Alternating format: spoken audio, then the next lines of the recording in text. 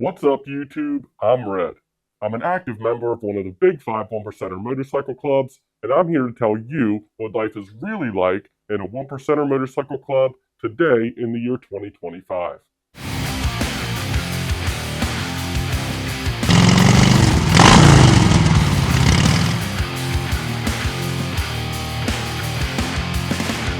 What's up, YouTube? I got a special treat for you today. Today, I'm going to talk about one of the ways that 1%er clubs make money legally today in 2025. Now, 1%er clubs have really cleaned up their act.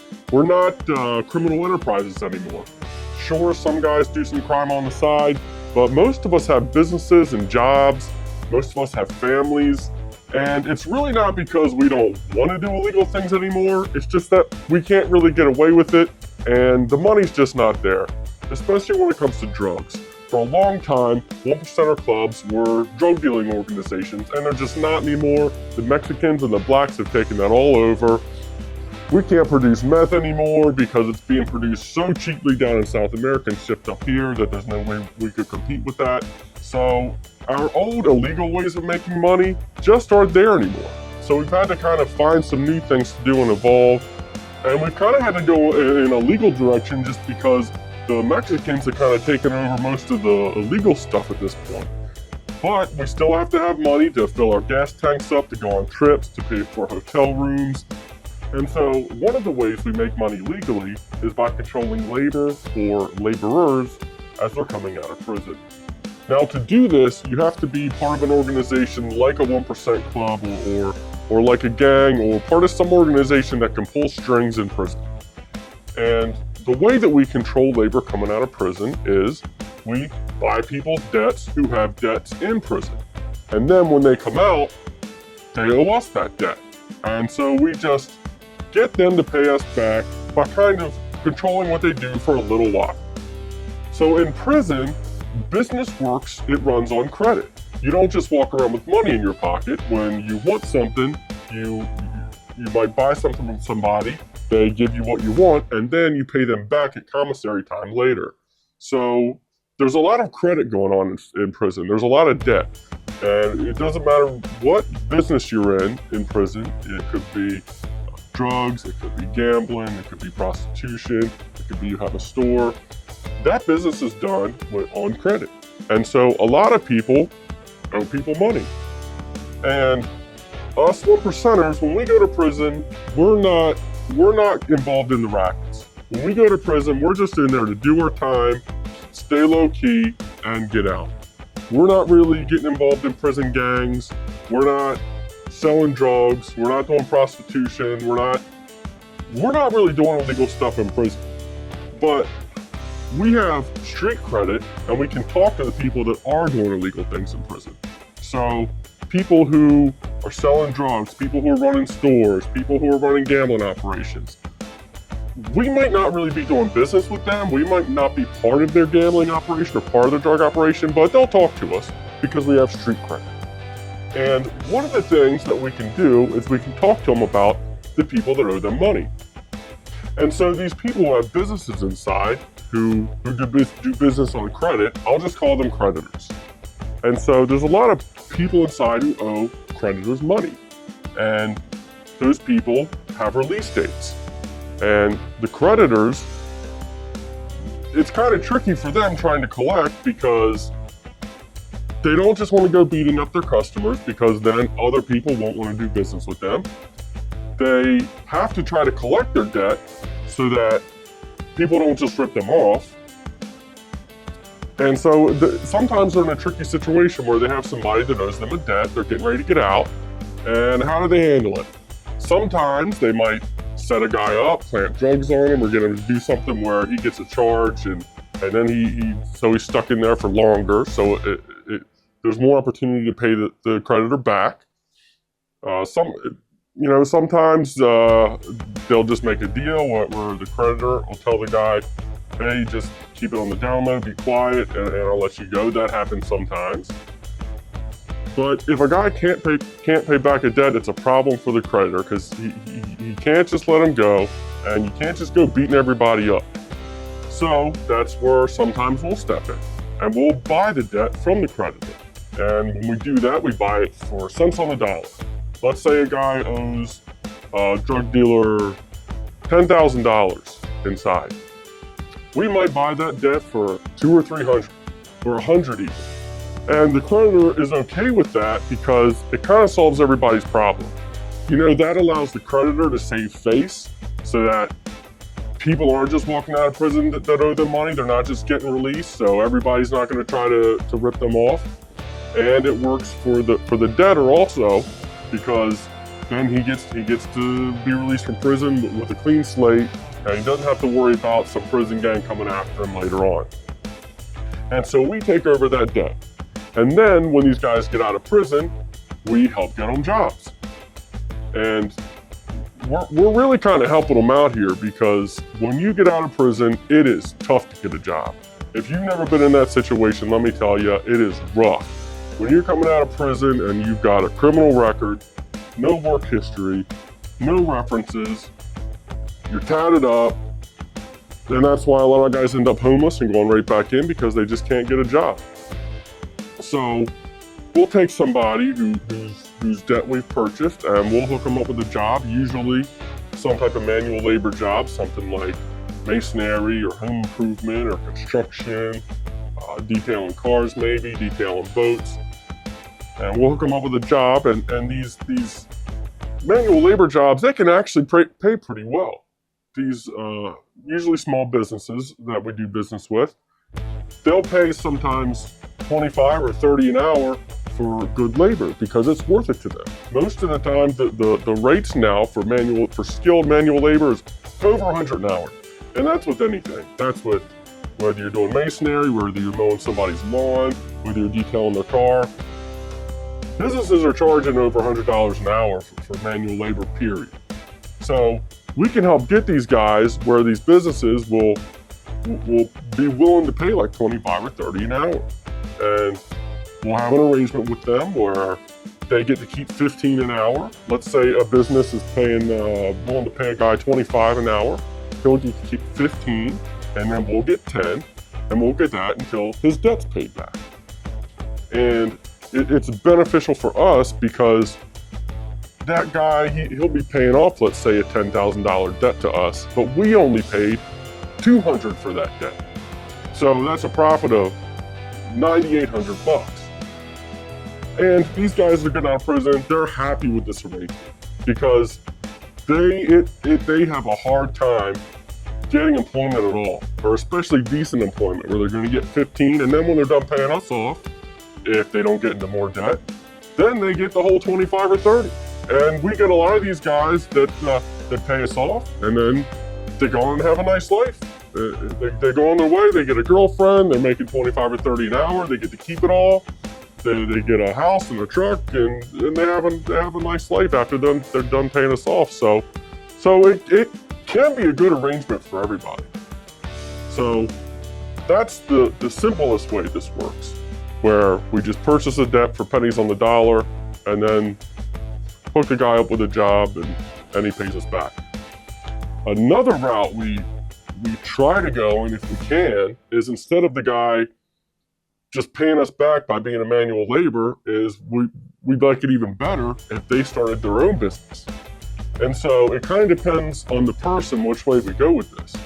If a guy gets out and he's really got his head on straight and it really looks like he's gonna make something of himself, he's not on drugs, maybe he's not all tatted up, maybe he's got all of his teeth, he's not tatted, and he's really motivated, looks like the type of guy who maybe could have his own business, well, we might not tell him to just pay us back right away.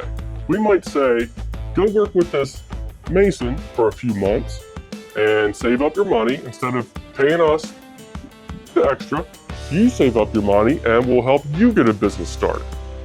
And sometimes this works out and they go to work for the, let's say, mason for a few months. They get the skills, they understand how to do the work, and then we'll help them get a little pickup truck, we'll help them get licensed and insured and do a little marketing, maybe make a website or something.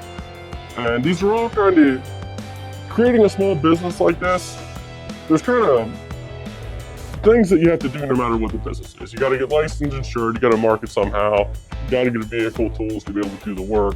And that's something that we're good at. In the 1%er world today, most of us have businesses. All the guys in the club that I'm in have businesses. We all have small businesses where we do kind of manual labor type stuff. Manual labor type stuff pays really well. I mean, the business that I do, I can go work for 2 weeks and then I can go right across the country for 2 weeks and party it up after that. So we'll help these guys get going with their own little business. And then what we do is we just get them to do a few jobs each year for us for free. So let's say we get a guy going with a little masonry business and he learns the skills, he's got a way he's marketing, he's getting customers. Then maybe we've got a guy in the club who also has a masonry business. And maybe he'll line up a few jobs each year and get the guy who we purchase his debt in prison, get him to do a few jobs for free. Go line up a $5,000, $10,000 job a few times a year and say, hey, remember us, we helped you get out of prison scot-free, we took care of that debt, can you go do this little job for us for free? It's just something that's gonna take a few days. The guy says, sure. He's out of prison, he's got a business going, we didn't make him pay us back right away. He goes and does a few little jobs, $5,000, $10,000, that's $20,000 or $30,000, and then we just pocket the cash. If we got a few guys doing that, that's an easy $100,000 a year. And there are lots of businesses you can do this in. There's lots of businesses that are manual labor type businesses that aren't difficult to learn. I mean, you'd be surprised how much money you can make just washing cars. And it's not that difficult to learn how to wash a car. And the supplies that you need to wash cars, it's not that much. All you need is a little pickup truck, a little van, a little tank of water, a little power washer, some soap, some buckets and scrub brushes and stuff. You know, it really doesn't take a lot to get some of these small businesses going. And if you can help a guy out who comes out of prison, you take care of a debt so that he can get out of prison without having his face smashed in, and then help him get a little business going. And then all he has to do is work for you a couple weeks out of the year, do a few small jobs for free after that. It's a good situation that really works out well for everybody. And as far as how legal this is, I'm gonna be honest, I'm no lawyer. It seems pretty legal to me. It's definitely a lot more legal than other types of things that 1%er clubs used to do in the past. It's definitely more legal than selling drugs or prostitution or guns or beating people up. And there's really no crime involved. I mean, the worst thing that happens in these type of scenarios is every once in a while, we'll hook a guy up with a job and he's paying us back and then he'll start drinking or he'll get on drugs and then he starts mouthing off to the boss, or maybe he threatens one of the guy he's working for, maybe he threatens one of his customers or something. We'll go handle it. We'll go pull him off the job, we'll straighten him out, maybe we'll hook him up with somebody else who's maybe a little more desperate for labor or maybe another type of job where he isn't near the customers or it's a little bit rougher crowd. But that's as illegal as it gets is us going out and smacking a guy around and telling him that he's to leave the job site and not come back. And that's why these employers, these guys that have these small businesses, are willing to hire these guys because they know that we're asking them to hire them, and that if something goes wrong, we'll handle it. And a lot of times these guys with these small businesses that do home improvement, that do small construction projects, that wash cars and stuff, they want people to work for them and they can pay pretty well, but they just are afraid to take the risk of hiring somebody right out of prison. And rightfully so. Guys that come out of prison, it's very stressful. A lot of them have addiction issues. A lot of them have mental issues. It's really scary just hiring guys that you don't know from prison or who just got out of prison. But when we facilitate it, we can assure them that these guys aren't going to hurt them. And that if they start threatening them or they look like they're drunk or high or something, just give us a call and we'll handle it. And so, I mean, I think I'll call it a hustle. This is just kind of like business. The only part that makes this maybe a little bit illegal at all is that we're paying off a debt in prison so that the guy owes us, but at the end of the day, it works out well for everybody. The guys who get out of prison, the ones that we select, who, we're not doing this for everybody. We're not just paying off everybody's debt in prison. When we have a guy in there, he'll kind of keep an eye on people and see who's doing good and who's not. And if you see somebody who looks like they're doing good and they're getting revved up to get out and get a fresh start, and they're getting their head on right, they're not using drugs, that's the type of person that one of our guys inside might select to pay their debt off, and then we'll work with them when they get out. But it works out good for everybody. The guys get out, they're not on the street, they're not using drugs, they're not going right back to prison, they're working, maybe we help them get a small business going, and they pay us back. And when they pay us back, they're done. We're not trying to keep them in debt forever. I mean, if they choose to get more debt, then that's their choice. But we're not really creditors in the sense that we're not really loaning money to people. We